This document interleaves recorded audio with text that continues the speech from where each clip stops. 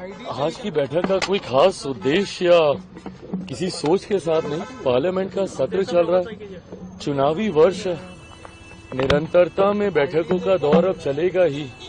उस क्रम में आज सब लोग एक साथ बैठ के आने वाले समय को लेकर, चुनाव को लेकर सरसरी तरीके से चर्चाओं की शुरुआत की जाएगी। चिराग, कई मुद्दों पर बात ये हो रही है कि क्या किन मुद्दों को लेकर जाएंगे चुनाव में।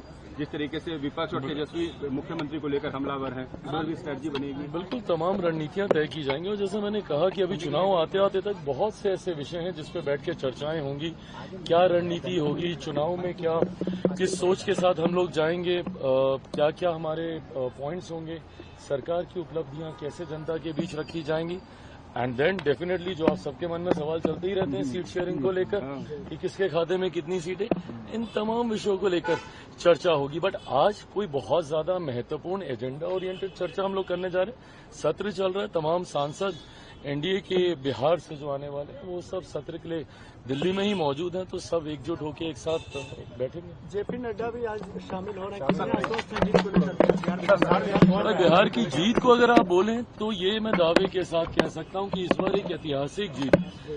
मैंने बार बार इस बात को कहा, एक विनिंग कॉम्बिनेशन है हम लोग का, पांचों दल का जो अलायंस है, और इस अलायंस ने अपने आप को उपचुनाव में प्रूव किया है। 100% स्ट्राइक रेट रहा है हमारे तमाम एनडीए के प्रत्याशियों का।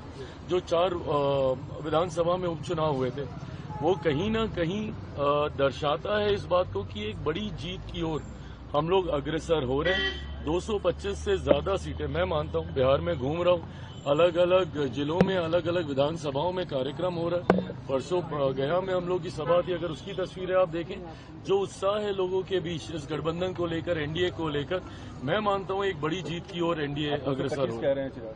मैं 225 सीटें कह रहा हूं, उससे ज्यादा तो आप सोच लीजिए कि अब विपक्ष के पास कितनी बचेंगी।